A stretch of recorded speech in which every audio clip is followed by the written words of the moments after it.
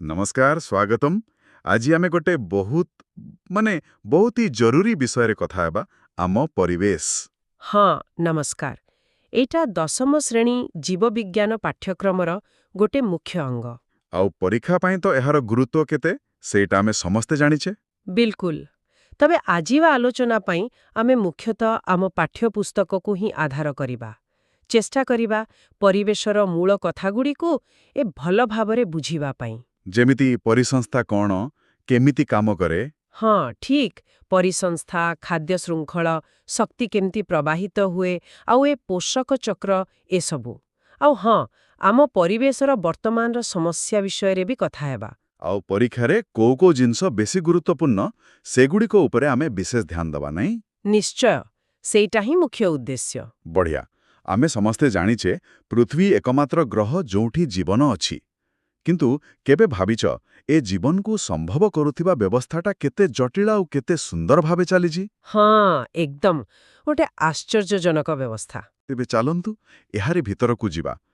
पृथ्वीर केउ मूल जिनिस गुड़िक केउ उपादान गुड़िक जीवन धारण पई दायी एही मंडल गुड़िक कौन। देखंतु पृथ्वी मुख्यतः 4टी मंडल अछि जहा जीवन पाई अति जरूरी।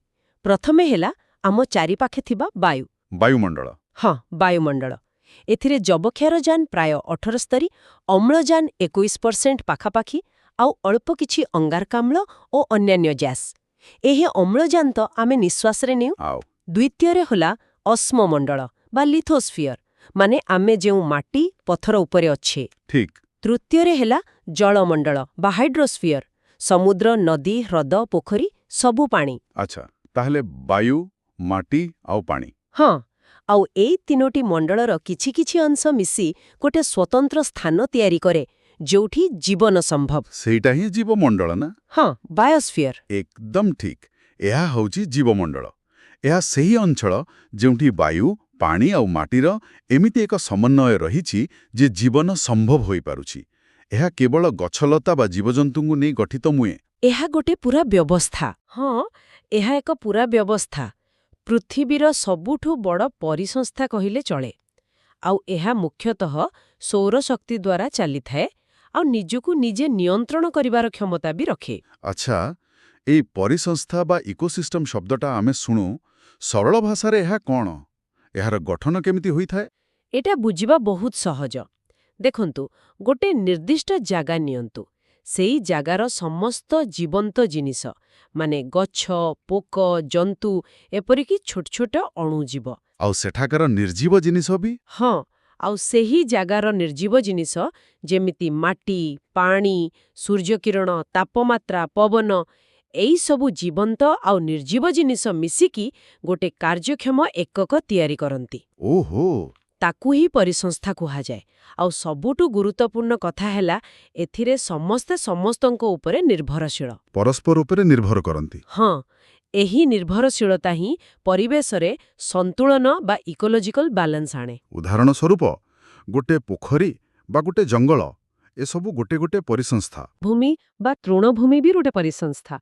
जानिछंती 1935 रे जणे ब्रिटिश वैज्ञानिक A.G. टैन्सले से प्रथमे एही इकोसिस्टम शब्द व्यवहार करिथिले। अच्छा ताहले गोटे परिसंस्थार मुख्य उपादान माने यार कंपोनेंट्स कौन कौन। एहाकू आमे मुख्यतः दुई भागरे बांटी पारिबा।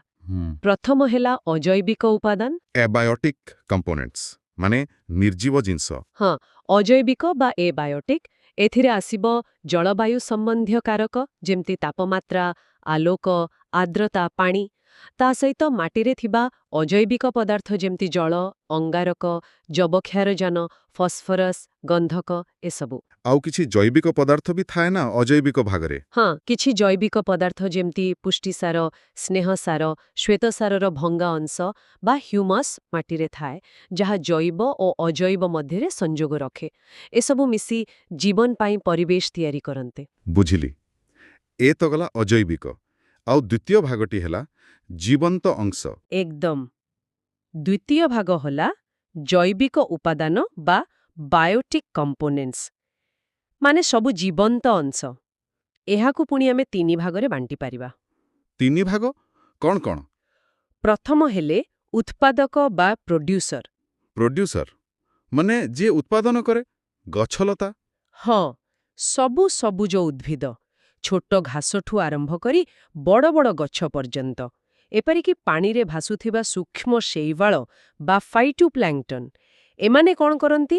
ସୂର୍ଯ୍ୟକିରଣ, ପାଣି ଆଉ ବାୟୁରୁ ଅଙ୍ଗାରକାମ୍ଳ ନେଇ ନିଜ ଖାଦ୍ୟ ନିଜେ ତିଆରି କରନ୍ତି।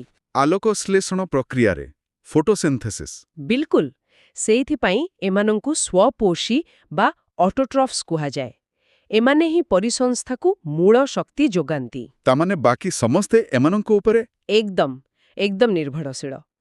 ସେଇମାନେ ହେଲେ ଦ୍ୱିତୀୟ ଭାଗ ଭକ୍ଷକ ବା କନଜ୍ୟୁମର, ଯୋଉମାନେ ଖାଆନ୍ତି। ହଁ, ଏମାନେ ନିଜ ଖାଦ୍ୟ ନିଜେ ତିଆରି କରିପାରନ୍ତି ନାହିଁ। ତେଣୁ ସିଧାସଳଖ ହଉ ବା ପରୋକ୍ଷରେ ହଉ ଉତ୍ପାଦକଙ୍କ ଉପରେ ନିର୍ଭର କରନ୍ତି। ଏମାନଙ୍କୁ ପରଭୋଜୀ ବା ହେଟେରୋଟ୍ରଫ୍ସ କୁହାଯାଏ। ଆଚ୍ଛା, ଏମାନଙ୍କର ବି ପ୍ରକାରଭେଦ ଥିବ। ନିଶ୍ଚୟ, ଯେଉଁମାନେ ସିଧା ଉଦ୍ଭିଦ ବା ଉତ୍ପାଦକଙ୍କୁ ଖାଆନ୍ତି ସେମାନେ ହେଲେ ପ୍ରାଥମିକ ଭକ୍ଷକ ବା ତୃଣଭୋଜୀ ହର୍ବିଭୋର, ଯେମିତି ଘାସ ପଡ଼ିଆରେ ଝିଣ୍ଟିକା, ଠେକୁଆ କିମ୍ବା ଜଙ୍ଗଲରେ ହରିଣ, ହାତୀ। ହଁ, ତାପରେ ଯେଉଁମାନେ ଏହି ତୃଣଭୋଜୀଙ୍କୁ ଖାଆନ୍ତି ସେମାନେ ହେଲେ ଦ୍ୱିତୀୟକ ଭକ୍ଷକ ବା ମାଂସାଶୀ କାର୍ନିଭୋର, ଯେମିତି ଝିଣ୍ଟିକାକୁ ଖାଉଥିବା ବେଙ୍ଗ। ଏମାନଙ୍କୁ କାର୍ନିଭୋର ଅର୍ଡର 1 କହିପାରିବା। ଆଉ ତାପର ସ୍ତର? ତାପରେ ଯେଉଁମାନେ ଏହି ଦ୍ୱିତୀୟକ ଭକ୍ଷକଙ୍କୁ ଖାଆନ୍ତି ସେମାନେ ତୃତୀୟକ ଭକ୍ଷକ, ଯେମିତି ବେଙ୍ଗକୁ ଖାଉଥିବା ସାପ। ଏମାନେ କାର୍ନିଭୋର ଅର୍ଡର 2। ଏମିତି ଶୃଙ୍ଖଳା ଆଗକୁ ଯାଇ ଶୀର୍ଷ ଭକ୍ଷକ ବା ଟପ୍ କନଜ୍ୟୁମର ପାଖରେ ପହଞ୍ଚିପାରେ। ବୁଝିଗଲି। ଉତ୍ପାଦକ, ଭକ୍ଷକ ଆଉ ତୃତୀୟ ଜୈବିକ ଉପାଦାନ କ'ଣ? ସେମାନେ ହେଲେ ଅପଘଟକ ବା ଡିକମ୍ପୋଜର। ଏମାନେ ବହୁତ ଗୁରୁତ୍ୱପୂର୍ଣ୍ଣ। ଡିକମ୍ପୋଜର ହଁ ମାନେ ଯିଏ ଭାଙ୍ଗେ? ହଁ, ଏମାନେ ହେଉଛନ୍ତି ପ୍ରକୃତିର ସଫାଇ କର୍ମୀ। ମୁଖ୍ୟତଃ ଏମାନେ ହେଲେ ଅଣୁଜୀବ, ଯେମିତି ବୀଜାଣୁ, ବ୍ୟାକ୍ଟେରିଆ ଓ କବକ ଫଙ୍ଗି। କିଛି ଆଦିପ୍ରାଣୀ ପ୍ରୋଟୋଜୋଆ ବି ଏ କାମ କରନ୍ତି। ସେମାନେ କ'ଣ କରନ୍ତି? ଯେତେବେଳେ ଗଛପତ୍ର ଝଡ଼େ ବା ଜୀବଜନ୍ତୁ ମରିଯାଆନ୍ତି, ଏଇ ଅପଘଟକମାନେ ସେଇ ମୃତ ଜୈବ ପଦାର୍ଥକୁ ଭାଙ୍ଗି ସରଳ ମୌଳିକ ଉପାଦାନରେ ପରିଣତ କରିଦିଅନ୍ତି। ଡିକମ୍ପୋଜ କରନ୍ତି। ହଁ, ଆଉ ସେଇ ପୋଷକ ତତ୍ତ୍ୱକୁ ପୁଣି ମାଟି ବା ପାଣିକୁ ଫେରାଇ ଦିଅନ୍ତି, ଯାହାକୁ ଉଦ୍ଭିଦ ପୁଣି ବ୍ୟବହାର କରିପାରେ। ଏମାନଙ୍କ ବିନା ପୋଷକ ଚକ୍ର ଚାଲିପାରିବ ନାହିଁ। ବାଃ, ବହୁତ ସ୍ପଷ୍ଟ ହୋଇଗଲା। ତାହେଲେ ଏହି ଉତ୍ପାଦକ, ଭକ୍ଷକ ଆଉ ଅପଘଟକଙ୍କ ଭିତରେ ଯେଉଁ ଖାଇବା ସମ୍ପର୍କ, ସେଇଟାକୁ ଆମେ ଖାଦ୍ୟ ଶୃଙ୍ଖଳ ବା ଫୁଡ୍ ଚେନ୍ କହୁଛେ। ଏକଦମ, ଖାଦ୍ୟ ଶୃଙ୍ଖଳା ହେଉଛି ଗୋଟେ ସରଳ ରେଖା ପରେ। ଏଠିରେ ଦେଖାଯାଏ ଖାଦ୍ୟ ମାଧ୍ୟମରେ ଶକ୍ତି କେମିତି ଉତ୍ପାଦକଙ୍କଠାରୁ ବିଭିନ୍ନ ସ୍ତରର ଭକ୍ଷକଙ୍କ ପାଖକୁ ଯାଉଛି। ଗୋଟେ ଉଦାହରଣ ଦେଲେ ଭଲ ହୁଅନ୍ତା। ନିଶ୍ଚୟ, ଯେମିତି ତୃଣଭୂମି ପରିସଂସ୍ଥାରେ ଘାସ ଉତ୍ପାଦକକୁ ଖାଇଲା ଝିଣ୍ଟିକା ପ୍ରାଥମିକ ଭକ୍ଷକ, ଝିଣ୍ଟିକାକୁ ଖାଇଲା ବେଙ୍ଗ ଦ୍ୱିତୀୟକ ଭକ୍ଷକ, ବେଙ୍ଗକୁ ଖାଇଲା ସାପ ତୃତୀୟକ ଭକ୍ଷକ, ଆଉ ସାପକୁ ଖାଇଲା ଚିଲ୍ କିମ୍ବା ଛଞ୍ଚାଣ, ଏମାନେ ଏଠି ଶୀର୍ଷ ଭକ୍ଷକ। ଆଉ ଏହି ପ୍ରତ୍ୟେକ ସ୍ତରକୁ ଆପଣ କହିଲେ ପୋଷକ ସ୍ତର, ଟ୍ରଫିକ୍ ଲେଭେଲ। ହଁ, ଉତ୍ପାଦକ ହେଲେ ପ୍ରଥମ ତଶକ ସ୍ତର, ତୃଣଭୋଜୀ ଦ୍ୱିତୀୟ, ମାଂସାଶୀ କ୍ରମ 1 ତୃତୀୟ, ମାଂସାଶୀ କ୍ରମ 2 ଚତୁର୍ଥ, ଏମିତି। ମୁଁ ଶୁଣିଛି ଏହି ଶୃଙ୍ଖଳା ବେଶୀ ଲମ୍ବା ହୁଏନି, ସାଧାରଣତଃ 4 ବା 5ଟି ସ୍ତର ପର୍ଯ୍ୟନ୍ତ ଯାଏ। ଏହା କ'ଣ ସତ? ହଁ, ଏକଦମ ସତ। ଜଣେ ପରିବେଶବିତ୍ ଥିଲେ ଚାର୍ଲ୍ସ ଏଲ୍ଟନ୍, ସେ ଏକଥା କହିଥିଲେ। ଏହାର କାରଣ ହେଉଛି ଶକ୍ତିର ହ୍ରାସ। ଶକ୍ତି କମିଯାଏ? ହଁ, ଯେତେବେଳେ ଗୋଟିଏ ଜୀବ ଆଉ ଗୋଟିଏ ଜୀବକୁ ଖାଏ, ଖାଦ୍ୟରେ ଥିବା ସବୁ ଶକ୍ତି ପରବର୍ତ୍ତୀ ଜୀବକୁ ମିଳେ ନାହିଁ। ବହୁତ ଶକ୍ତି, ପ୍ରାୟ 90%, ସେହି ଜୀବର ନିଜର ଜୀବନ ପ୍ରକ୍ରିୟା, ଯେମିତି ଚଲାବୁଲା, ଶ୍ୱାସକ୍ରିୟାରେ ଖର୍ଚ୍ଚ ହୋଇଯାଏ ବା ତାପ ରୂପରେ ବାହାରିଯାଏ। ତାହେଲେ ପରବର୍ତ୍ତୀ ସ୍ତରକୁ ଖୁବ୍ କମ୍ ଶକ୍ତି ଯାଏ। ହଁ, ମାତ୍ର 10% ପାଖାପାଖି ଶକ୍ତି ହିଁ ସ୍ଥାନାନ୍ତରିତ ହୁଏ। ଏହାକୁ ଲିଣ୍ଡେମାନଙ୍କ 10% ନିୟମ କୁହାଯାଏ। ତେଣୁ 4-5ଟି ସ୍ତର ପରେ ଏତେ କମ୍ ଶକ୍ତି ବଳେ ଯେ ତାହା ଆଉ ଗୋଟିଏ ସ୍ତରକୁ ଚଳାଇବା ପାଇଁ ଯଥେଷ୍ଟ ହୁଏ ନାହିଁ। ଓହୋ, ଏଇଥିପାଇଁ ଜଙ୍ଗଲରେ ବାଘ ସଂଖ୍ୟା ହରିଣ ସଂଖ୍ୟାଠାରୁ ଏତେ କମ୍। ବିଲକୁଲ, ପ୍ରକୃତିର ଏହି ନିୟମ ହିଁ ଜୀବ ସଂଖ୍ୟାକୁ ନିୟନ୍ତ୍ରଣ କରେ। ଆଚ୍ଛା, ଏ ଖାଦ୍ୟ ଶୃଙ୍ଖଳ ତ ବଡ଼ ସରଳ ଲାଗୁଛି, କିନ୍ତୁ ପ୍ରକୃତରେ ଗୋଟିଏ ଜୀବ ତ ଗୋଟିଏ ଜିନିଷ ଖାଏନି, ଅନେକ ପ୍ରକାର ଖାଦ୍ୟ ଖାଏ, ଓ ତାକୁ ବି ଅନେକ ପ୍ରକାରର ଜୀବ ଖାଆନ୍ତି। ସେତେବେଳେ ହଁ ଆପଣ ଠିକ୍ କଥା ଉଠେଇଲେ। ବାସ୍ତବ ପରିବେଶରେ ପରିସ୍ଥିତି ଏତେ ସରଳ ନୁହେଁ। ଅନେକ ଖାଦ୍ୟ ଶୃଙ୍ଖଳ ପରସ୍ପର ସହ ଜଡ଼ିତ ହୋଇ ରହିଥାନ୍ତି। ଏହା ଏକ ଜାଲ ପରି ଦେଖାଯାଏ। ଯେମିତି ମାଙ୍କଡ଼ସା ଜାଲ। ହଁ, କିଛିଟା ସେମିତି। ଏହାକୁ ଖାଦ୍ୟଜାଲି ବା ଫୁଡ୍ ୱେବ୍ କୁହାଯାଏ। ଗୋଟିଏ ଜୀବ ଏକାଧିକ ଜୀବଙ୍କର ଖାଦ୍ୟ ହୋଇପାରେ ଏବଂ ଏକାଧିକ ଜୀବଙ୍କୁ ଖାଦ୍ୟ ରୂପେ ଗ୍ରହଣ କରିପାରେ। ଏହା ଏକ ସରଳ ରେଖା ପରିବର୍ତ୍ତେ ଗୋଟେ ଗଛର ଶାଖା ପ୍ରଶାଖା ପରି ଅଧିକ ଜଟିଳ। ଖାଦ୍ୟ ଜାଲି। ଏହା ପ୍ରକୃତ ପରିସ୍ଥିତିକୁ ବେଶୀ ଭଲ ଭାବେ ଦର୍ଶାଏ। ନିଶ୍ଚୟ। ଆଉ ଏହି ଖାଦ୍ୟ ଶୃଙ୍ଖଳା ବା ଜାଲିର ଆଉ ଗୋଟେ ଗୁରୁତ୍ୱପୂର୍ଣ୍ଣ ଦିଗ ଅଛି, ଯାହା ପରୀକ୍ଷା ପାଇଁ ବି ଜରୁରୀ। କ'ଣ ସେଇଟା? ସେଇଟା ହେଉଛି କିଛି ବିଷାକ୍ତ ପଦାର୍ଥର ଚଳନ, ଯାହାକୁ ଜୈବ ପରିବର୍ଦ୍ଧନ ବା ବାୟୋମ୍ୟାଗ୍ନିଫିକେସନ କୁହନ୍ତି। ବାୟୋମ୍ୟାଗ୍ନିଫିକେସନ ମାନେ ଜୈବ ସ୍ତରରେ ବଢ଼ିବା, ଏଇଟା କ'ଣ? ହଁ, ଏହା ଏକ ଗମ୍ଭୀର ପରିବେଶ ସମସ୍ୟା। ଦେଖନ୍ତୁ, କିଛି ରାସାୟନିକ ପଦାର୍ଥ ଅଛି, ଯେମିତି କିଛି କୀଟନାଶକ, ଡିଡିଟି ଭଳି, କିମ୍ବା କିଛି ଭାରୀ ଧାତୁ, ଯାହା ପରିବେଶରେ ସହଜରେ ନଷ୍ଟ ହୁଏ ନାହିଁ। Non biodegradable. ଏକ୍ଜାକ୍ଟଲି। ଏଗୁଡ଼ିକ ଯେତେବେଳେ ପରିବେଶରେ ମିଶନ୍ତି, ଉଦାହରଣ ସ୍ୱରୂପ ପାଣିରେ, ତାକୁ ଛୋଟ ଛୋଟ ଜଳଜ ଉଦ୍ଭିଦ ବା ପ୍ରାଣୀ ଗ୍ରହଣ କରନ୍ତି। ତାପରେ ଯେତେବେଳେ ସେମାନଙ୍କୁ ମାଛ ଖାଏ, ସେ ବିଷ ମାଛ ଶରୀରକୁ ଯାଏ, କିନ୍ତୁ ଏହା ଶରୀରରୁ ବାହାରି ନ ଯାଇ ଚର୍ବିରେ ଜମା ହୋଇ ରହେ। ଆଚ୍ଛା। ତାପରେ ଯେତେବେଳେ ବଡ଼ ମାଛ ସେ ଛୋଟ ମାଛକୁ ଖାଏ ବା ମାଛଖିଆ ପକ୍ଷୀ ସେ ବଡ଼ ମାଛକୁ ଖାଏ, ଖାଦ୍ୟ ଶୃଙ୍ଖଳର ପ୍ରତି ଉପର ସ୍ତରରେ ଏହି ବିଷର ସାନ୍ଦ୍ରତା ବା କନସେଣ୍ଟ୍ରେସନ ବଢ଼ି ବଢ଼ି ଚାଲେ। ମାନେ ତଳ ସ୍ତରରେ ଅଳ୍ପ ଥିଲେ ବି ଉପର ସ୍ତରରେ ବହୁତ ଅଧିକ ହୋଇଯାଏ। ହଁ, ଶୀର୍ଷ ଭକ୍ଷକ ଯେମିତି ଚିଲ୍ ବା ଏପରିକି ମଣିଷ ଯଦି ସେହି ପ୍ରଦୂଷିତ ମାଛ ଖାଏ, ତା ଶରୀରରେ ବିଷର ମାତ୍ରା ବହୁତ ଅଧିକ ହୋଇଯାଏ, ଯାହା ଭୟଙ୍କର କ୍ଷତି କରିପାରେ। ଯେମିତି ପକ୍ଷୀଙ୍କ ଅଣ୍ଡା ଖୋଳପା ପତଳା ହୋଇଯିବା ବା ମଣିଷଙ୍କଠାରେ ବିଭିନ୍ନ ରୋଗ। ଏହାକୁ ହିଁ କୁହନ୍ତି ଜୈବ ପରିବର୍ଦ୍ଧନ। ବାପ୍ରେ, ଏଇଟା ତ ବହୁତ ଚିନ୍ତାର ବିଷୟ। ଆଚ୍ଛା, ଆମେ ଶକ୍ତି କଥାକୁ ଫେରିବା। ଆପଣ କହିଲେ 10% ନିୟମ। ଏହି ଶକ୍ତି ପ୍ରବାହ ବିଷୟରେ ଆଉ କିଛି ଖାସ୍ କଥା? ଗୋଟେ ବଡ଼ କଥା ହେଲା, ପରିସଂସ୍ଥାରେ ଶକ୍ତିର ପ୍ରବାହ ସବୁବେଳେ ଏକମୁଖୀ। ଏକମୁଖୀ, ୟୁନିଡାଇରେକ୍ସନାଲ। ହଁ, ୟୁନିଡାଇରେକ୍ସନାଲ। ମାନେ ଶକ୍ତି ସୂର୍ଯ୍ୟଙ୍କଠାରୁ ଉତ୍ପାଦକ, ତାପରେ ବିଭିନ୍ନ ସ୍ତରର ଭକ୍ଷକ ଏବଂ ଶେଷରେ ଅପଘଟକ ପାଖକୁ ଯାଏ। ଏହା କେବେ ଓଲଟା ଦିଗରେ ଫେରେ ନାହିଁ। ପୋଷକ ତତ୍ତ୍ୱ ପରି ଏହା ଚକ୍ରାକାର ନୁହେଁ। ଓହୋ, ତେଣୁ ଶକ୍ତି ପ୍ରବାହ ହେଉଛି ଏକତରଫା ଏବଂ ଅଣଚକ୍ରାକାର। ବିଲକୁଲ। ଏହା ତାପଗତି ବିଜ୍ଞାନର ନିୟମକୁ ମାନେ। ପ୍ରଥମ ନିୟମ ଅନୁସାରେ ଶକ୍ତିକୁ ସୃଷ୍ଟି ବା ବିନାଶ କରାଯାଇ ପାରିବ ନାହିଁ, କେବଳ ରୂପାନ୍ତରିତ କରାଯାଇପାରିବ। ଯେମିତି ଆଲୋକ ଶ୍ଳେଷଣରେ ଆଲୋକ ଶକ୍ତି ରାସାୟନିକ ଶକ୍ତିରେ ପରିଣତ ହୁଏ। ଆଉ ଦ୍ୱିତୀୟ ନିୟମ? ଦ୍ୱିତୀୟ ନିୟମ କହେ, ଯେତେବେଳେ ଶକ୍ତି ଗୋଟିଏ ରୂପରୁ ଅନ୍ୟ ରୂପକୁ ଯାଏ, କିଛି ଶକ୍ତି ତାପ ରୂପରେ ନଷ୍ଟ ହୁଏ ବା ଅପସାରିତ ହୁଏ। ଏଇଥିପାଇଁ ତ ପ୍ରତିସ୍ତରରେ ଶକ୍ତି କମି କମିଯାଏ, ଯାହା ଲିଣ୍ଡେମାନଙ୍କ 10% ନିୟମରେ ଆମେ ଦେଖିଲେ। ବୁଝିଲି। ଏହି ଶକ୍ତି ସ୍ତରଗୁଡ଼ିକୁ ଦେଖାଇବା ପାଇଁ ପିରାମିଡ୍ ଆକୃତିର ବ୍ୟବହାର କରାଯାଏ ବୋଲି ମୁଁ ପଢ଼ିଛି। Ecological pyramids. ହଁ, ଠିକ୍। ଏହାକୁ ପରିବେଶୀୟ ପିରାମିଡ୍ ବା ଇକୋଲୋଜିକାଲ ପିରାମିଡ୍ସ କୁହନ୍ତି। ଚାର୍ଲସ ଏଲ୍ଟନ୍ 1927ରେ ଏହାର ଧାରଣା ଦେଇଥିଲେ। ଏହା ଗୋଟେ ପରିସଂସ୍ଥାର ବିଭିନ୍ନ ପୋଷକ ସ୍ତରରେ ଥିବା ଜୀବସଂଖ୍ୟା ବା ସେମାନଙ୍କର ମୋଟ ଜୈବ ବସ୍ତୁତ୍ୱ ଓଜନ ବା ସେମାନଙ୍କ ପାଖରେ ଥିବା ଶକ୍ତିର ପରିମାଣକୁ ଗ୍ରାଫିକ୍ ଭାବେ ଦର୍ଶାଏ। ଏଗୁଡ଼ିକ କେତେ ପ୍ରକାରର? ମୁଖ୍ୟତଃ 3 ପ୍ରକାରର: ସଂଖ୍ୟା ପିରାମିଡ୍ ବା ପିରାମିଡ୍ ଅଫ୍ ନମ୍ବର୍ସ, ଜୈବ ବସ୍ତୁତ୍ୱ ପିରାମିଡ୍ ବା ପିରାମିଡ୍ ଅଫ୍ ବାୟୋମାସ୍ ଏବଂ ଶକ୍ତି ପିରାମିଡ୍ ବା ପିରାମିଡ୍ ଅଫ୍ ଏନର୍ଜି। ଏଗୁଡ଼ିକ କେମିତି ଦେଖାଯାଏ? ସବୁବେଳେ ପିରାମିଡ୍ ପରି ସଳଖ ଥାଏ? ସବୁବେଳେ ନୁହେଁ। ସଂଖ୍ୟା ପିରାମିଡ୍ ସାଧାରଣତଃ ସଳଖ ଥାଏ, ମାନେ ତଳେ ଉତ୍ପାଦକଙ୍କର ସଂଖ୍ୟା ସବୁଠୁ ବେଶୀ, ତାପରେ କ୍ରମଶଃ କମି କମିଯାଏ। କିନ୍ତୁ କେତେକ କ୍ଷେତ୍ରରେ, ଯେମିତି ଗୋଟେ ବଡ଼ ଗଛ ଉତ୍ପାଦକ ଉପରେ ନିର୍ଭର କରୁଥିବା ଅନେକ ପକ୍ଷୀ ପ୍ରାଥମିକ ଭକ୍ଷକ, ସେଠି ଏହା ଓଲଟା ହୋଇପାରେ। ଆଚ୍ଛା। ସେମିତି ଜୈବ ବସ୍ତୁତ୍ୱ ପିରାମିଡ୍ ସ୍ଥଳଭାଗରେ ସାଧାରଣତଃ ସଳଖ ଥାଏ, କିନ୍ତୁ ସମୁଦ୍ର ବା ପୋଖରୀ ପରି ଜଳୀୟ ପରିସଂସ୍ଥାରେ ଏହା ଓଲଟା ହୋଇପାରେ, କାରଣ ସେଠି ଉତ୍ପାଦକ ଫାଇଟୋପ୍ଲାଙ୍କଟନଙ୍କ ଜୀବନକାଳ କମ୍ ଓ ବସ୍ତୁତ୍ୱ କମ୍, କିନ୍ତୁ ସେମାନଙ୍କୁ ଖାଉଥିବା ଜୀବ ଜୋପ୍ଲାଙ୍କଟନ, ଛୋଟ ମାଛ ଓ ବସ୍ତୁତ୍ୱ ବେଶୀ। କିନ୍ତୁ ଶକ୍ତି ପିରାମିଡ୍? ଶକ୍ତି ପିରାମିଡ୍ ସବୁବେଳେ ସଳଖ ହୁଏ, ଅଲୱେଜ୍ ଅପ୍ରାଇଟ୍, କାରଣ ଶକ୍ତି ସବୁବେଳେ ତଳ ସ୍ତରରୁ ଉପର ସ୍ତରକୁ କମି କମି ହିଁ ଯାଏ 10% ନିୟମ ଅନୁସାରେ। ଏଇଟା ପରୀକ୍ଷା ପାଇଁ ଗୋଟେ ଗୁରୁତ୍ୱପୂର୍ଣ୍ଣ ପଏଣ୍ଟ। ବହୁତ ଭଲ ଭାବରେ ବୁଝେଇଲେ। ଏ ତ ଗଲା ଶକ୍ତି କଥା, ଯାହା ଗୋଟେ ଦିଗରେ ପ୍ରବାହିତ ହେଉଛି। କିନ୍ତୁ ଜୀବ ଶରୀର ଗଠନ ପାଇଁ ଯେଉଁ ସବୁ ଉପାଦାନ ଦରକାର, ଯେମିତି ଅଙ୍ଗାରକ, ଯବକ୍ଷାରଜାନ, ଅମ୍ଳଜାନ, ଫସ୍ଫରସ୍, ପାଣି, ଏସବୁ କ'ଣ ପରିବେଶରେ ସରିଯାଏ ନାହିଁ?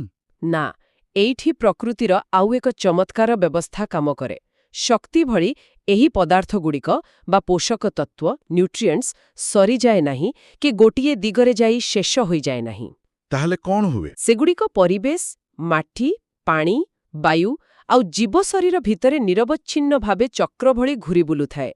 ଏହାକୁ କୁହାଯାଏ ପୋଷକ ଚକ୍ର, ନ୍ୟୁଟ୍ରିଏଣ୍ଟ ସାଇକଲ, ବା ଆହୁରି ଭଲ ଭାବେ କହିଲେ ଜୈବ ଭୂ-ରାସାୟନିକ ଚକ୍ର। ଜୈବ ଭୂ ରାସାୟନିକ ଚକ୍ର, ବାୟୋଜିଓକେମିକାଲ ସାଇକେଲ, ନାଁଟା ଟିକେ ଲମ୍ବା। ହଁ, କାରଣ ଏଥିରେ ଜୀବମଣ୍ଡଳ ବାୟୋ, ଭୂମି ବା ଅଶ୍ମମଣ୍ଡଳ ଜିଓ ଏବଂ ରାସାୟନିକ ପ୍ରକ୍ରିୟା କେମିକାଲ ସବୁ ସାମିଲ ଅଛି। ଏହି ଚକ୍ର ପାଇଁ ହିଁ ପରିବେଶରେ ପୋଷକ ତତ୍ତ୍ୱର ସନ୍ତୁଳନ ବଜାୟ ରହେ। ଆଉ ଏଥିରେ ଅପଘଟକଙ୍କର ଭୂମିକା ନିଶ୍ଚୟ ଗୁରୁତ୍ୱପୂର୍ଣ୍ଣ ହୋଇଥିବ। ନିଶ୍ଚିତ ଭାବେ ଯେତେବେଳେ ଜୀବ ମରିଯାଏ, ଅପଘଟକମାନେ ହିଁ ମୃତ ଶରୀରରୁ ଏହି ପୋଷକ ତତ୍ତ୍ୱଗୁଡ଼ିକୁ ପୁଣି ପରିବେଶକୁ ମୁକ୍ତ କରନ୍ତି, ଯାହାକୁ ପୁଣି ଉତ୍ପାଦକମାନେ ବ୍ୟବହାର କରିପାରନ୍ତି। ଆମ ଶରୀର ପାଇଁ ତ ଅନେକ ପ୍ରକାର ପୋଷକ ଦରକାର। ଏଗୁଡ଼ିକୁ ବି କ'ଣ ବର୍ଗୀକରଣ କରାଯାଇଛି? ହଁ, ଯେଉଁ ପୋଷକଗୁଡ଼ିକ ଅଧିକ ପରିମାଣରେ ଦରକାର ହୁଏ, ସେଗୁଡ଼ିକୁ ସ୍ଥୂଳ ପୋଷକ ବା ମ୍ୟାକ୍ରୋନ୍ୟୁଟ୍ରିଏଣ୍ଟସ୍ କୁହାଯାଏ। ଯେମିତି ଅଙ୍ଗାରକ ସି, ଯବକ୍ଷାରଜାନ ଏନ୍, ଅମ୍ଳଜାନ ଓ, ଉଦଜାନ H, potassium K, calcium C A, magnesium M G, ଗନ୍ଧକ ଏସ୍, ଫସ୍ଫରସ୍ ପି। ଆଉ ଯେଉଁଗୁଡ଼ିକ କମ୍ ପରିମାଣ ଦରକାର? ସେଗୁଡ଼ିକୁ ସୂକ୍ଷ୍ମ ପୋଷକ ବା ମାଇକ୍ରୋନ୍ୟୁଟ୍ରିଏଣ୍ଟସ୍ କୁହାଯାଏ। ଯେମିତି ତମ୍ବା ସିୟୁ, ମାଙ୍ଗାନିଜ୍ ଏମ୍ଏନ୍, ଦସ୍ତା ଜେଡ୍ଏନ୍, ବୋରୋନ୍ ବି, କୋବାଲ୍ଟ ସିଓ, ସୋଡିୟମ୍ ଏନ୍ଏ, ଲୌହ ଏଫି ଇତ୍ୟାଦି। କମ୍ ଦରକାର ହେଲେ ବି ଏଗୁଡ଼ିକ ଅତି ଜରୁରୀ। କିଛି ମୁଖ୍ୟ ଚକ୍ର ବିଷୟରେ କହିବେ କି, ଯାହା ପରୀକ୍ଷା ଦୃଷ୍ଟିରୁ ମହତ୍ତ୍ୱପୂର୍ଣ୍ଣ? ହଁ, ନିଶ୍ଚୟ। ଯେମିତି ଅମ୍ଳଜାନ ଚକ୍ର, ଅକ୍ସିଜେନ୍ ସାଇକଲ। ଏଇଟା ବୁଝିବା ସହଜ। ବାୟୁମଣ୍ଡଳରେ ପ୍ରାୟ 21% ଅମ୍ଳଜାନ ଅଛି। ଆମେ ଜୀବଜନ୍ତୁ ଶ୍ୱାସକ୍ରିୟାରେ ଏହାକୁ ଗ୍ରହଣ କରୁ ଆଉ ଅଙ୍ଗାରକାମ୍ଳ ଛାଡ଼ୁ। ଆଉ ଗଛଲତା ଠିକ୍ ଉଲ୍ଟା କରନ୍ତି? ହଁ, ସବୁଜ ଉଦ୍ଭିଦ ଆଲୋକଶ୍ଳେଷଣ ସମୟରେ ଅଙ୍ଗାରକାମ୍ଳ ଗ୍ରହଣ କରି ଅମ୍ଳଜାନ ଛାଡ଼ନ୍ତି। ତେଣୁ ଏହି ଦୁଇଟି ମୁଖ୍ୟ ପ୍ରକ୍ରିୟା ବାୟୁମଣ୍ଡଳରେ ଅମ୍ଳଜାନର ସନ୍ତୁଳନ ରକ୍ଷା କରେ। ଜଳରେ ବି ଅମ୍ଳଜାନ ଥାଏ, H2O, ଆଉ ଅନେକ ଧାତବ ଅକ୍ସାଇଡ୍ ରୂପେ ବି। ଅପଘଟନ ପ୍ରକ୍ରିୟାରେ ବି ଅମ୍ଳଜାନ ବ୍ୟବହୃତ ହୁଏ। ଏହାପରେ ଅଙ୍ଗାର ଚକ୍ର, କାର୍ବନ ସାଇକେଲ ବି ଗୁରୁତ୍ୱପୂର୍ଣ୍ଣ। ବହୁତ ଗୁରୁତ୍ୱପୂର୍ଣ୍ଣ, କାରଣ ସବୁ ଜୈବ ଅଣୁର ମୂଳ ହେଉଛି ଅଙ୍ଗାରକ।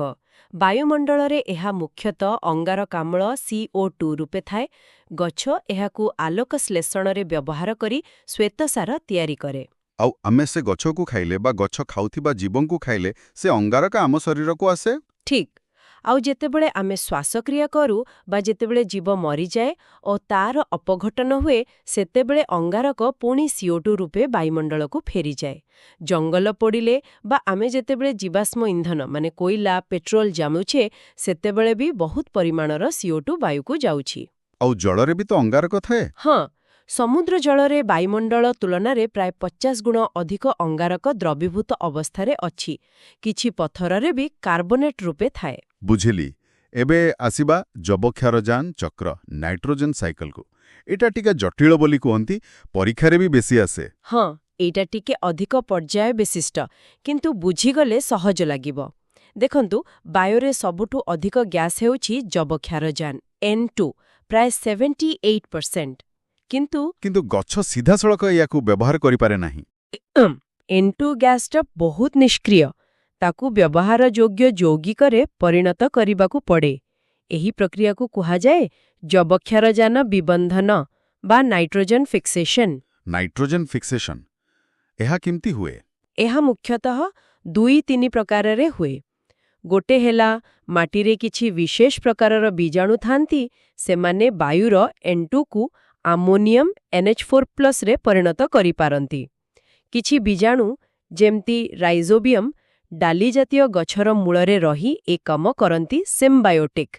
ଆଉ କିଛି ମାଟିରେ ମୁକ୍ତ ଭାବେ ରହି କରନ୍ତି, ଯେମିତି ଆଜୋଟୋବ୍ୟାକ୍ଟର। ବୀଜାଣୁଙ୍କ ଦ୍ୱାରା। ଆଉ ଗୋଟେ ପ୍ରାକୃତିକ ଉପାୟ ହେଲା ବିଜୁଳି ଓ ଘଡ଼ଘଡ଼ି। ଏତେ ଶକ୍ତିରେ ବାୟୁର N2 ଅମ୍ଳଜାନ ସହ ମିଶି ନାଇଟ୍ରୋଜେନ ଅକ୍ସାଇଡ୍ NOx ତିଆରି କରେ, ଯାହା ବର୍ଷା ପାଣିରେ ମିଶି ମାଟିକୁ ଆସେ। କିଛି ଶିଳ୍ପ ପ୍ରକ୍ରିୟାରେ ମଧ୍ୟ N2କୁ ଆମୋନିଆରେ ପରିଣତ କରାଯାଏ, ଯେମିତି ସାର ତିଆରି ପାଇଁ। ତାପରେ କ'ଣ ହୁଏ? ଗଛ କ'ଣ ଆମୋନିୟମ ନେ? ଗଛ ମୁଖ୍ୟତଃ ନାଇଟ୍ରେଟ୍ ରୂପରେ ଯବକ୍ଷାରଜାନ ଗ୍ରହଣ କରେ। ତେଣୁ ଆଉ କିଛି ବୀଜାଣୁ ଏହି ଆମୋନିୟମକୁ ପ୍ରଥମେ ନାଇଟ୍ରାଇଟ୍ ଓ ତାପରେ ନାଇଟ୍ରେଟ୍ରେ ପରିଣତ କରନ୍ତି। ଏହି ପ୍ରକ୍ରିୟାକୁ କୁହାଯାଏ ନାଇଟ୍ରିଫିକେସନ୍। ଆଚ୍ଛା, ନାଇଟ୍ରିଫିକେସନ୍। ତାପରେ ଗଛ ନାଇଟ୍ରେଟ୍ ନେଲା। ହଁ, ଗଛ ମୂଳ ଦ୍ୱାରା ନାଇଟ୍ରେଟ୍ ଗ୍ରହଣ କରି ତାକୁ ନିଜ ଶରୀରରେ ପ୍ରୋଟିନ୍, ନ୍ୟୁକ୍ଲିକ୍ ଆସିଡ୍ ଆଦି ଜରୁରୀ ଜୈବ ଅଣୁ ତିଆରିରେ ଲଗାଏ। ଏହାକୁ କୁହାଯାଏ ଆସିମିଲେସନ୍। ଆଉ ଯେତେବେଳେ ଗଛ ବା ତାକୁ ଖାଉଥିବା ଜୀବ ମରିଯାଆନ୍ତି, ସେତେବେଳେ ଅପଘଟକମାନେ, ବୀଜାଣୁ, କବକ, ସେମାନଙ୍କ ଶରୀରରେ ଥିବା ଜୈବ ଯବକ୍ଷାରଜାନକୁ ପୁଣି ଭାଙ୍ଗି ଆମୋନିୟମରେ ପରିଣତ କରନ୍ତି। ଏହାକୁ କୁହାଯାଏ ଆମୋନିଫିକେସନ୍। ତାହେଲେ ପୁଣି ଆମୋନିୟମ ତିଆରି ହେଲା, ଯାହା ପୁଣି ନାଇଟ୍ରେଟ୍ ହୋଇ ଗଛ ନେଇପାରିବ। ହଁ, କିନ୍ତୁ ଚକ୍ରକୁ ପୂରା କରିବା ପାଇଁ ଆଉ ଗୋଟେ ପର୍ଯ୍ୟାୟ ଅଛି। ତାହା ହେଲା ଡିନାଇଟ୍ରିଫିକେସନ୍। ଡିନାଇଟ୍ରିଫିକେସନ୍। ଏଥିରେ କ'ଣ ହୁଏ? ଏଥିରେ ଆଉ କିଛି ପ୍ରକାରର ବୀଜାଣୁ, ବିଶେଷ କରି ଯେଉଁଠି ଅମ୍ଳଜାନ କମ୍ ଥାଏ, ସେମାନେ ମାଟିରେ ଥିବା ନାଇଟ୍ରେଟ୍ ବା ନାଇଟ୍ରାଇଟ୍କୁ ପୁନଃ N2 ଗ୍ୟାସ୍ରେ ପରିଣତ କରି ବାୟୁମଣ୍ଡଳକୁ ଛାଡ଼ି ଦିଅନ୍ତି। ଏହାଦ୍ୱାରା ଚକ୍ର ସମ୍ପୂର୍ଣ୍ଣ ହୁଏ, କିନ୍ତୁ ଏହା ମାଟିରୁ ବ୍ୟବହାରଯୋଗ୍ୟ ଯବକ୍ଷାରଜାନକୁ କମେଇ ଦିଏ। ବା, ସତର ଯବକ୍ଷାରଜାନ ଚକ୍ରଟା ଟିକେ ଜଟିଳ, କିନ୍ତୁ ଏ ପର୍ଯ୍ୟାୟଗୁଡ଼ିକ ଫିକ୍ସେସନ୍, ନିଟ୍ରିଫିକେସନ୍, ଆସିମିଲେସନ୍, ଆମୋନିଫିକେସନ୍, ଡିନାଇଟ୍ରିଫିକେସନ୍ ମନେ ରଖିବାକୁ ପଡ଼ିବ। ଏତେ ସବୁ ଜଟିଳ ପ୍ରକ୍ରିୟା, ଏତେ ସବୁ ଚକ୍ର, ଏତେ ଜିନିଷ ଏକା ସାଙ୍ଗରେ ଚାଲିଥିଲେ ବି ପରିସଂସ୍ଥା ସ୍ଥିର କେମିତି ରହେ? ଆଉ ଏହା ପ୍ରତି କ'ଣ ବିପଦ ରହିଛି? ଦେଖନ୍ତୁ, ଗୋଟେ ସୁସ୍ଥ ପରିସଂସ୍ଥା ନିଜ ଭିତରେ ଏକ ସନ୍ତୁଳନ ବା ଭାରସାମ୍ୟ ରଖିବାକୁ ସବୁବେଳେ ଚେଷ୍ଟା କରେ। ଏହାକୁ ସମସ୍ଥିତି ବା ହୋମିଓଷ୍ଟାସିସ୍ କୁହାଯାଏ। ଯେମିତି ଆମ ଶରୀର ବାହାରେ ତାପମାତ୍ରା ବଦଳିଲେ ବି ଭିତରର ତାପମାତ୍ରା ସ୍ଥିର ରଖିବାକୁ ଚେଷ୍ଟା କରେ, ସେମିତି ପରିସଂସ୍ଥା ବି। କିନ୍ତୁ ଏ ସନ୍ତୁଳନ ବିଗିଡ଼ିପାରେ। ନିଶ୍ଚୟ, ଯଦି ବାହ୍ୟ ପରିବର୍ତ୍ତନ ବହୁତ ବଡ଼ ହୁଏ ବା ମଣିଷର ହସ୍ତକ୍ଷେପ ବହୁତ ବେଶୀ ହୁଏ, ତେବେ ଏହି ସନ୍ତୁଳନ ବିଗିଡ଼ିଯାଏ। ଉଦାହରଣ ସ୍ୱରୂପ, ଯଦି ଗୋଟେ ଘାସ ପଡ଼ିଆରେ ଅତ୍ୟଧିକ ଗୋରୁଗାଈ ଚରନ୍ତି, ତେବେ ଘାସ ସବୁ ଶେଷ ହୋଇଯିବ। ଆଉ ତା ଉପରେ ନିର୍ଭର କରୁଥିବା ଝିଣ୍ଟିକା, ତାକୁ ଖାଉଥିବା ବେଙ୍ଗ, ପୁରା ଖାଦ୍ୟ ଶୃଙ୍ଖଳା ପ୍ରଭାବିତ ହେବ। ଏକଦମ। ପରିସଂସ୍ଥା ତାର ସ୍ଥିରତା ହରାଇବ। ଆଉ ଗୋଟେ ବଡ଼ ବିପଦ ତ ଆମେ ଆଗରୁ ଆଲୋଚନା କଲେ, ଜୈବ ପରିବର୍ଦ୍ଧନ, ବାୟୋମ୍ୟାଗ୍ନିଫିକେସନ୍। ହଁ, ତାହେଲେ ଆଜିକାଲି ଯେଉଁ ପରିବେଶ ସମସ୍ୟା ବିଷୟରେ ଆମେ ଏତେ ଶୁଣୁଛେ, ସେଗୁଡ଼ିକ ଏହି ପରିସଂସ୍ଥାର ସନ୍ତୁଳନକୁ ହିଁ ବିଗାଡ଼ୁଛି। ନିଶ୍ଚିତ ଭାବେ। ବର୍ତ୍ତମାନର କିଛି ବଡ଼ ସମସ୍ୟା ବିଷୟରେ କହିବା। ପ୍ରଥମ ହେଲା ଜଙ୍ଗଲ କ୍ଷୟ ଓ ଜୈବ ବିବିଧତା ହ୍ରାସ। ଡିଫରେଷ୍ଟେସନ୍ ଆଣ୍ଡ ଲସ୍ ଅଫ୍ ବାୟୋଡାଇଭର୍ସିଟି। ହଁ, ଆମେ ଖଣି, ରାସ୍ତା, କଳକାରଖାନା, ନଦୀବନ୍ଧ ପାଇଁ ଯେଉଁଭଳି ଭାବେ ଜଙ୍ଗଲ କାଟୁଛୁ, ସେଥିରେ କେବଳ ଗଛ ନଷ୍ଟ ହେଉନି, ସେଠାରେ ରହୁଥିବା ଅସଂଖ୍ୟ ପ୍ରକାରର ଜୀବଜନ୍ତୁ, ପକ୍ଷୀ, କୀଟପତଙ୍ଗ ସେମାନଙ୍କର ବାସସ୍ଥାନ ହରାଉଛନ୍ତି। ଫଳରେ ଜୈବ ବିବିଧତା କମିଯାଉଛି। ଏହା ପରିସଂସ୍ଥାକୁ ଦୁର୍ବଳ କରିଦେଉଛି। ଆଉ ଏହା ଜଳଚକ୍ର, ଅଙ୍ଗାରକ ଚକ୍ରକୁ ବି ପ୍ରଭାବିତ କରୁଥିବା। ନିଶ୍ଚୟ, ଜଙ୍ଗଲ କମିଲେ ମରୁପ୍ରସାରଣ ବି ହେଉଛି, ମୃତ୍ତିକା କ୍ଷୟ ବଢ଼ୁଛି। ଦ୍ୱିତୀୟ ବଡ଼ ସମସ୍ୟା ହେଲା ଓଜୋନ୍ ସ୍ତର କ୍ଷୟ। ଓଜୋନ୍ ସ୍ତର, ଯାହା ଆମକୁ ସୂର୍ଯ୍ୟଙ୍କ ୟୁଭି ରଶ୍ମିରୁ ବଞ୍ଚାଏ। ହଁ, ଆମେ ପୂର୍ବରୁ ବ୍ୟବହାର କରୁଥିବା କିଛି ରାସାୟନିକ ପଦାର୍ଥ, ଯେମିତି କ୍ଲୋରୋଫ୍ଲୋରୋକାର୍ବନ୍ ବା CFCs, ଯାହା ରେଫ୍ରିଜରେଟର, AC, ସ୍ପ୍ରେ କ୍ୟାନ୍ରେ ବ୍ୟବହୃତ ହେଉଥିଲା, ସେଗୁଡ଼ିକ ବାୟୁମଣ୍ଡଳର ଉପରକୁ ଯାଇ ଓଜୋନ୍ O3 ଗ୍ୟାସ୍କୁ ଭାଙ୍ଗି ଦେଉଥିଲା। ଏହା ଫଳରେ ଓଜୋନ୍ ସ୍ତର ପତଳା ହୋଇଯାଉଛି। ଏହାର ପରିଣାମ ସ୍ୱରୂପ ଅଧିକ ପରିମାଣର କ୍ଷତିକାରକ ଅତିବାଇଗଣୀ ରଶ୍ମି ପୃଥିବୀ ପୃଷ୍ଠରେ ପହଞ୍ଚୁଛି, ଯାହା ଚର୍ମ କର୍କଟ, ଆଖିରେ ମୋତିଆବିନ୍ଦୁ ଭଳି ରୋଗ ସୃଷ୍ଟି କରିପାରେ। ଏପରିକି ଫସଲ ଓ ଜଳଜୀବଙ୍କୁ ବି କ୍ଷତି ପହଞ୍ଚାଇପାରେ। ତୃତୀୟରେ, ବିଶ୍ୱତାପନ ବା ଗ୍ଲୋବାଲ ୱାର୍ମିଂ। ଏ ବିଷୟରେ ତ ବହୁତ ଆଲୋଚନା ହେଉଛି। ହଁ, ଏବଂ ଏହା ସିଧାସଳଖ ଅଙ୍ଗାରକ ଚକ୍ର ସହ ଜଡ଼ିତ। ଆମେ ଯେଉଁ ପରିମାଣରେ ଜୀବାଶ୍ମ ଇନ୍ଧନ କୋଇଲା ପେଟ୍ରୋଲ ଡିଜେଲ ଜାଳୁଛୁ ଏବଂ ଜଙ୍ଗଲ କାଟୁଛୁ ସେଥିପାଇଁ ବାୟୁମଣ୍ଡଳରେ ଅଙ୍ଗାରକାମ୍ଳ ଭଳି ଗ୍ରୀନହାଉସ ଗ୍ୟାସର ପରିମାଣ ବହୁତ ବଢ଼ିଯାଇଛି। ଆଉ ଏହି ଗ୍ୟାସ୍ଗୁଡ଼ିକ ପୃଥିବୀରୁ ଫେରୁଥିବା ତାପକୁ ବାୟୁମଣ୍ଡଳରେ ଧରି ରଖୁଛନ୍ତି। ଏକଦମ ଯାହାକୁ ସବୁଜ କୋଠରୀ ପ୍ରଭାବ ବା ଗ୍ରୀନହାଉସ ଇଫେକ୍ଟ କୁହାଯାଏ। ଏହା ଫଳରେ ପୃଥିବୀର ହାରାହାରି ତାପମାତ୍ରା ଧୀରେ ଧୀରେ ବଢ଼ିବାରେ ଲାଗିଛି। ଆଉ ଏହାର ପରିଣାମ ସ୍ୱରୂପ ଜଳବାୟୁ ପରିବର୍ତ୍ତନ ହେଉଛି, ମେରୁ ଅଞ୍ଚଳର ବରଫ ତରଳୁଛି, ସମୁଦ୍ର ପତ୍ତନ ବଢ଼ୁଛି। ହଁ, ଏବଂ ଅନିୟମିତ ବର୍ଷା ବନ୍ୟା ମରୁଡ଼ି ଭଳି ଚରମ ପାଣିପାଗ ଘଟଣା ବଢ଼ୁଛି। ଚତୁର୍ଥ ସମସ୍ୟା ହେଲା ଅମ୍ଳ ବର୍ଷା ବା ଆସିଡ୍ ରେନ୍। Acid rain? ହଁ, କଳକାରଖାନା ଓ ଗାଡ଼ି ମୋଟରରୁ ବାହାରୁଥିବା ସଲଫର ଡାଇଅକ୍ସାଇଡ୍ SO2 ଓ ନାଇଟ୍ରୋଜେନ୍ ଅକ୍ସାଇଡ୍ NOx ଗ୍ୟାସ୍ ବାୟୁମଣ୍ଡଳରେ ଜଳୀୟ ବାଷ୍ପ ସହ ମିଶି ସଲଫ୍ୟୁରିକ୍ ଆସିଡ୍ ଓ ନାଇଟ୍ରିକ୍ ଆସିଡ୍ ତିଆରି କରେ। ଏହା ଯେତେବେଳେ ବର୍ଷା ବା କୁହୁଡ଼ି ରୂପେ ତଳକୁ ଆସେ ତାକୁ ଅମ୍ଳ ବର୍ଷା କୁହାଯାଏ। ଏହା କ'ଣ କ୍ଷତି କରେ? ଏହା ମାଟି ଓ ପାଣିକୁ ଅମ୍ଳୀୟ କରିଦିଏ, ଯାହା ଫସଲ ଜଙ୍ଗଲ ଓ ଜଳଜୀବଙ୍କ ପାଇଁ କ୍ଷତିକାରକ। ଏପରିକି ମାର୍ବଲରେ ତିଆରି କୋଠାବାଡ଼ି ଯେମିତି ତାଜମହଲକୁ ବି ଏହା ନଷ୍ଟ କରିପାରେ। ବାପରେ! ଆଉ ଗୋଟେ ସମସ୍ୟା ହେଉଛି ଆମେ ସୃଷ୍ଟି କରୁଥିବା ଆବର୍ଜନା ବା ବର୍ଜ୍ୟବସ୍ତୁ। ହଁ, କଠିନ ବର୍ଜ୍ୟବସ୍ତୁ ପରିଚାଳନା ଏକ ବଡ଼ ଆହ୍ୱାନ। ଆମେ ଦୁଇ ପ୍ରକାରର ଆବର୍ଜନା ତିଆରି କରୁଛୁ। ଗୋଟିଏ ହେଲା ଜୈବ ଅବର୍ଣ୍ଣମିତକ୍ଷମ, ଯେମିତି ପନିପରିବା ଚୋପା, ଖାଦ୍ୟ ଅଂଶ, କାଗଜ। ଏଗୁଡ଼ିକ ଅପଘଟକଙ୍କ ଦ୍ୱାରା ସହଜରେ ମାଟିରେ ମିଶିଯାଏ। କିନ୍ତୁ ଆଉ ପ୍ରକାରଟା ହେଲା ଅଣଜୈବ ଅବର୍ଣ୍ଣତକ୍ଷମ। ହଁ, ଯେମିତି ପ୍ଲାଷ୍ଟିକ୍, ପଲିଥିନ୍, କାଚ, ଧାତୁ, କିଛି ରାସାୟନିକ ପଦାର୍ଥ। ଏଗୁଡ଼ିକ ହଜାର ହଜାର ବର୍ଷ ଧରି ପରିବେଶରେ ସେମିତି ପଡ଼ି ରହେ, ନଷ୍ଟ ହୁଏ ନାହିଁ। ଏଗୁଡ଼ିକ ଜମା ହୋଇ ମାଟି, ପାଣିକୁ ପ୍ରଦୂଷିତ କରୁଛି, ନାଳ ନର୍ଦ୍ଦମା ବନ୍ଦ କରୁଛି ଏବଂ ଏଥିରୁ କିଛି ପଦାର୍ଥ ଖାଦ୍ୟ ଶୃଙ୍ଖଳାରେ ପଶି ଜୈବ ପରିବର୍ଦ୍ଧନର କାରଣ ବି ହେଉଛି। ଏତେ ସବୁ ସମସ୍ୟା, ଏହାର ସମାଧାନ ପାଇଁ ଆମେ ସାଧାରଣ ଲୋକେ, ବିଶେଷ କରି ଛାତ୍ରଛାତ୍ରୀମାନେ କ'ଣ କରିପାରିବା? ଦେଖନ୍ତୁ, ପ୍ରଥମେ ତ ଆମକୁ ଏକଥା ମନେ ରଖିବାକୁ ହେବ ଯେ ଏ ପୃଥିବୀ ଆମକୁ ଆମ ପୂର୍ବପୁରୁଷଙ୍କଠାର ଉତ୍ତରାଧିକାର ସୂତ୍ରରେ ମିଳିଛି ସତ, କିନ୍ତୁ ଏହା ଆମ ପରପିଢ଼ି ପାଖରୁ ଆମେ ଧାର ଆଣିଛେ। ତେଣୁ ଏହାକୁ ସୁରକ୍ଷିତ ଭାବେ ଫେରାଇବା ଆମ ଦାୟିତ୍ୱ। ଅର୍ଥାତ୍ ପ୍ରାକୃତିକ ସମ୍ପଦର ସୁବ୍ୟବହାର କରିବା, ଅପଚୟ ରୋକିବା। ଏକଦମ ରିଡ୍ୟୁସ୍, ରିୟୁଜ୍, ରିସାଇକଲ୍ ଏହି ତିନୋଟି ଆର୍କୁ ଆପଣେଇବା। ପାଣି, ବିଜୁଳି ଅପଚୟ ନ କରିବା, ପ୍ଲାଷ୍ଟିକ୍ ବ୍ୟବହାର କମେଇବା, ଗଛ ଲଗାଇବା, ନିଜ ପରିବେଶକୁ ସଫା ରଖିବା। ଆଉ ସବୁଠୁ ବଡ଼ କଥା ହେଉଛି ସଚେତନତା ସୃଷ୍ଟି କରିବା। ନିଶ୍ଚୟ ନିଜେ ଜାଣିବା ଏବଂ ଅନ୍ୟମାନଙ୍କ ଜଣାଇବା। ଚୀନର ଗୋଟେ ପ୍ରବାଦ ଅଛି, ଯଦି ଗୋଟିଏ ବର୍ଷ ପାଇଁ ଯୋଜନା କରୁଛ ତେବେ ଧାନ ରୁଅ, ଯଦି 10 ବର୍ଷ ପାଇଁ ଯୋଜନା କରୁଛ ତେବେ ଗଛ ଲଗାଅ, କିନ୍ତୁ ଯଦି 100 ବର୍ଷ ପାଇଁ ଯୋଜନା କରୁଛ ତେବେ ଲୋକଙ୍କୁ ଶିକ୍ଷିତ କର। ବାଃ, କେତେ ସୁନ୍ଦର କଥା! ପରିବେଶ ଶିକ୍ଷା ହିଁ ସବୁଠୁ ବଡ଼ ସମାଧାନ। ହଁ, ଭାରତରେ ଅନେକ ସଂସ୍ଥା ଯେମିତି ଦିଲ୍ଲୀର କଳ୍ପବୃକ୍ଷ, କେରଳର ଶାସ୍ତ୍ର ସାହିତ୍ୟ ପରିଷଦ, ବମ୍ବେ ନ୍ୟାଚୁରାଲ ହିଷ୍ଟ୍ରି ସୋସାଇଟି ଭଳି ଅନୁଷ୍ଠାନ ପରିବେଶ ସଚେତନତା ଓ ସଂରକ୍ଷଣ ଦିଗରେ ବହୁତ ଭଲ କାମ କରୁଛନ୍ତି।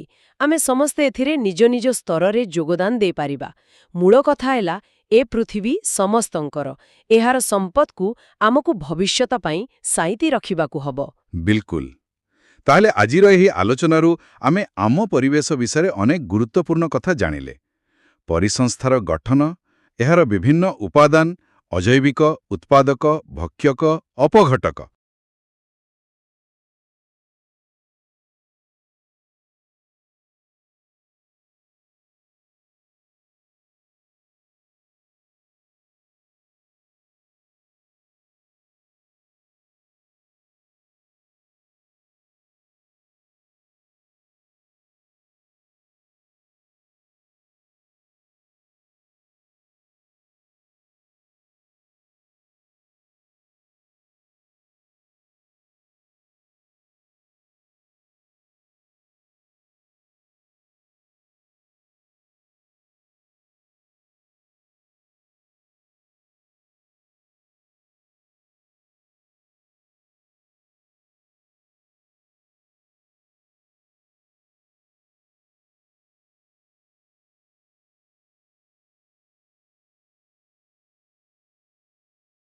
ହଁ, ଆଉ ପରିସଂସ୍ଥାର କାର୍ଯ୍ୟ ଖାଦ୍ୟ ଶୃଙ୍ଖଳ, ଖାଦ୍ୟ ଜାଲି, କିପରି ଶକ୍ତି ଗୋଟିଏ ଦିଗରେ ପ୍ରବାହିତ ହୁଏ ଏବଂ ସେଇ 10% ନିୟମ, ପରିବେଶୀୟ ପିରାମିଡ୍, ବିଶେଷ କରି ଶକ୍ତି ପିରାମିଡ୍ ଯେ ସବୁବେଳେ ସଳଖ।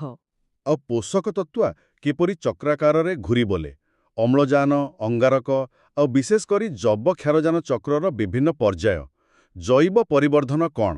ଏବଂ ଶେଷରେ ଆମେ ଆଲୋଚନା କଲେ ବର୍ତ୍ତମାନର ମୁଖ୍ୟ ପରିବେଶ ସମସ୍ୟାଗୁଡ଼ିକ ବିଷୟରେ ଜଙ୍ଗଲ କ୍ଷୟ, ଓଜୋନ କ୍ଷୟ, ବିଶ୍ୱତାପନ, ଅମ୍ଳବର୍ଷା, ବର୍ଜ୍ୟବସ୍ତୁ ସମସ୍ୟା ଏବଂ ଏହାର ସମାଧାନ ପାଇଁ ଆମର କର୍ତ୍ତବ୍ୟ। ପରୀକ୍ଷା ପାଇଁ ଏସବୁ ବିଷୟ ନିଶ୍ଚୟ ବହୁତ ଗୁରୁତ୍ୱପୂର୍ଣ୍ଣ। ନିଶ୍ଚିତ ଭାବେ ପାଠ୍ୟପୁସ୍ତକକୁ ଭଲ ଭାବରେ ପଢ଼ିବା ସହ ଚିତ୍ରଗୁଡ଼ିକ ଯେମିତି ପୋଷକ ଚକ୍ର, ଖାଦ୍ୟ ଶୃଙ୍ଖଳ, ପିରାମିଡ୍କୁ ଦେଖି ବୁଝିବାକୁ ଚେଷ୍ଟା କଲେ ମନେ ରଖିବା ସହଜ ହେବ। କିନ୍ତୁ ମୁଁ କହିବି କେବଳ ପରୀକ୍ଷାରେ ନମ୍ବର ରଖିବା ପାଇଁ ନୁହେଁ, ଆମେ ଯେଉଁ ପୃଥିବୀରେ ବାସ କରୁଛେ ତାକୁ ଭଲ ପାଇବା ଓ ତାକୁ ସୁରକ୍ଷିତ ରଖିବା ପାଇଁ ଏସବୁ ଜାଣିବା, ବୁଝିବା ଆଉ କାମରେ ଲଗାଇବା ନିହାତି ଜରୁରୀ। ଏକଦମ ସତ କଥା। ଶେଷରେ ସମସ୍ତଙ୍କ ପାଇଁ ଗୋଟିଏ ଚିନ୍ତନୀୟ ପ୍ରଶ୍ନ ଛାଡ଼ିଯାଉଛି। ଆମେ ଦେଖିଲେ ପରିବେଶ କେତେ ଜଟିଳ ଭାବରେ ପରସ୍ପର ସହ ଜଡ଼ିତ, ସବୁକିଛି ଗୋଟିଏ ସୂକ୍ଷ୍ମ ସନ୍ତୁଳନରେ ଚାଲିଛି। ଭବିଷ୍ୟତର ଆହ୍ୱାନଗୁଡ଼ିକୁ ଆଖି ଆଗରେ ରଖି ଆପଣଙ୍କୁ କ'ଣ ଲାଗୁଛି, ଏହି ସମଗ୍ର ବ୍ୟବସ୍ଥାର ସନ୍ତୁଳନ ରକ୍ଷା ପାଇଁ କେଉଁ ଗୋଟିଏ ସଂଯୋଗ ବା ଉପାଦାନ ବା ପ୍ରକ୍ରିୟା ସବୁଠାରୁ ବେଶୀ ଗୁରୁତ୍ୱପୂର୍ଣ୍ଣ? ଏହା ଉପରେ ନିଶ୍ଚୟ ଭାବିବେ। ହଁ, ବହୁତ ଭଲ ପ୍ରଶ୍ନ। ଏହା ଉପରେ ଚିନ୍ତା କରିବା ଦରକାର। ଆଜି ପାଇଁ ଏତିକି। ଧନ୍ୟବାଦ। ଆପଣଙ୍କୁ ମଧ୍ୟ ବହୁତ ବହୁତ ଧନ୍ୟବାଦ। ପୁଣି ଦେଖା ହେବ। ନମସ୍କାର।